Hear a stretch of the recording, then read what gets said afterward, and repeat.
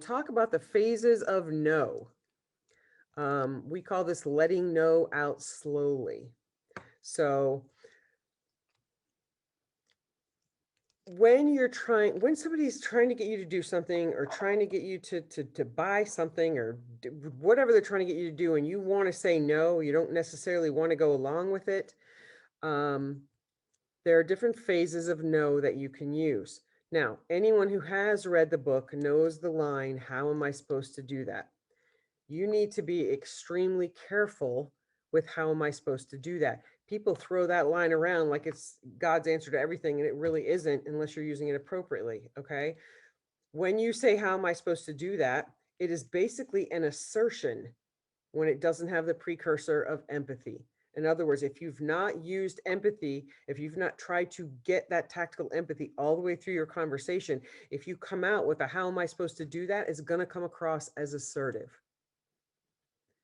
Because what you're trying to do when you say, how am I supposed to do that, is you're trying to trigger empathy in the other side. So if you say it like this, how am I supposed to do that? Am I going to trigger empathy with that tone of voice? No.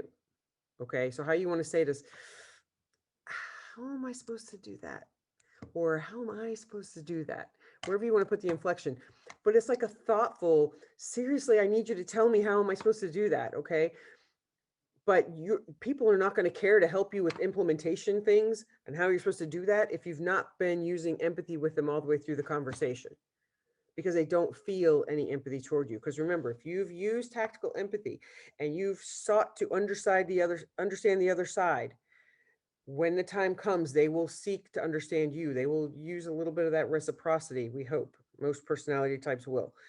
And they will try to understand you. And when you put that out there like that with that implementation question, if you're using the right amount of tactical empathy, they will, it'll trigger in them. Okay. And you can work with that. So, how am I supposed to do that? That's the first way of saying no. If you say it wrong, they may come back with, I don't know, that's your problem, figure out. I'm not my job to do that. If you've not used the appropriate amount of empathy before you try to make that, it's going to come across as an assertion, and that's the response you're going to get. Okay. How am I supposed to do that? You want an answer from them that's going to give you some information about really how you're supposed to do that. They might give you some kind of an explanation. If you're still feeling like you want to say no, you can say, I'm sorry, your offer is very generous. I just don't know how I can do that.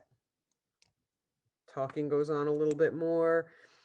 You're still not liking what they're offering. You're going to say, I'm sorry, that just isn't going to work for me.